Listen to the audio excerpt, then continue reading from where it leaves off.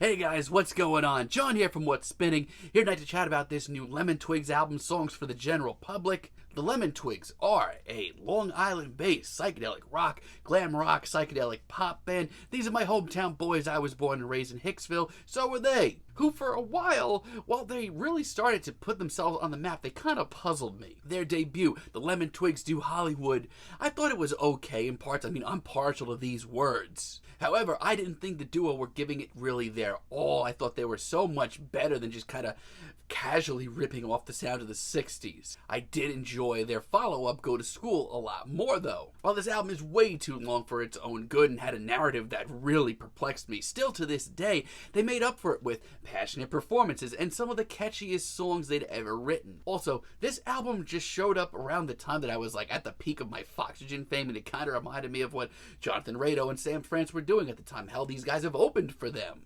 Honestly, I think they've been dropping recently some of their best singles. Can't wait to talk about this thing. This album starts off with Hell on Wheels, and my god, I am just such a sucker for this. You can argue that these two are clearly stuck in the 70s. Newsflash, they are. It's a very strong argument. However, I'll counter that argument and say they've never sounded this good. Their sound has always been a little reserved, even from a distance sounding a little flimsy. But this sounds so much more legit. It just got a huge chorus and so much swagger to it. It is the complete package, not to mention, it's just so freaking catchy. I think this is a fantastic start. So yeah, clearly right off the bat, they are still so stuck in the 60s and the 70s, but honestly, I will argue that they've never had this much lasting power. Live in the Favor of Tomorrow, on the other hand, so much more upbeat and carefree. A lot of these tracks sound like really decent tracks that you may have forgotten about from classic musicals, but the Lemon Twigs bring in so much charisma and spirit to these tracks. Also, let's address the elephant in the room,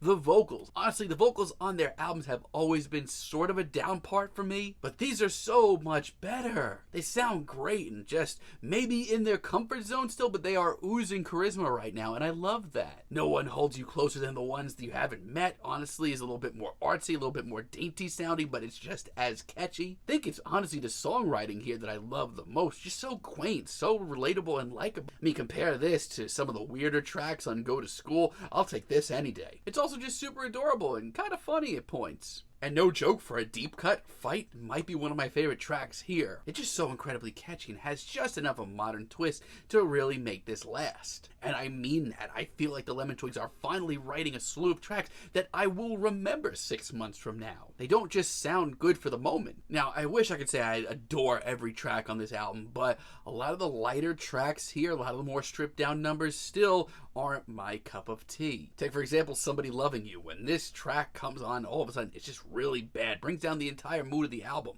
I don't know where this track came from, but it just comes off to me as really phoned in. Instantly, I found myself back at the duo's first couple of releases where they were just kind of imitating a sound. Plods along really slow, and it's not really that interesting. And these vocals are just not good. I'm sorry. Brothers need to be really careful with these softer tunes. This is just not my cup of tea. On Only a Fool, I worried that the Lemon Twigs are just trying way too hard. This has been an album of maturation and really them coming into their own. Once again, this sounds like something that would have shown up on their debut, and I just kind of wasn't into it. Vocals here may be the worst on the album, and I don't know why all of a sudden they're trying to desperately sound like Yes. While the majority of this album contains some of the Lemon Twigs' best work, and I really believe that, their sound continues to be a very slippery slope. Hog I don't necessarily think is bad, I just think it's a little messy.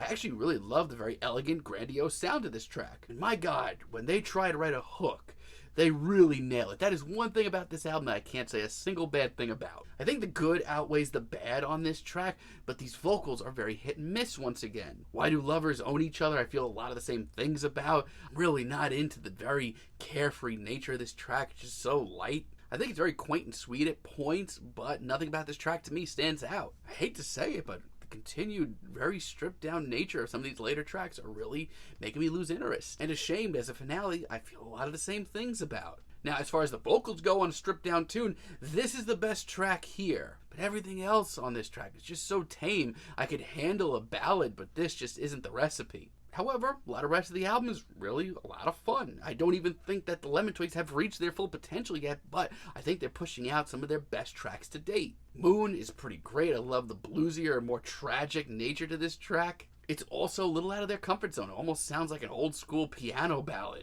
But I think they absolutely rock it, and they have just such a really great knack for writing these big sing-along jams. Substance-wise, I feel like they still are holding back in part. That worries me. But if they're writing tracks like this in between, I really can't say no. We also have The One, which is probably about as close as the Lemon Twigs have ever gone to writing a damn near anthem. This track is awesome. It's simple, and it's been done so many times, but they rock it so well. I feel like a couple of years ago, if they tried something like this, it would flop really hard. But this is passionate, well-performed, and really likable. And Leather Together is a real interesting one. This one has some serious bite to it.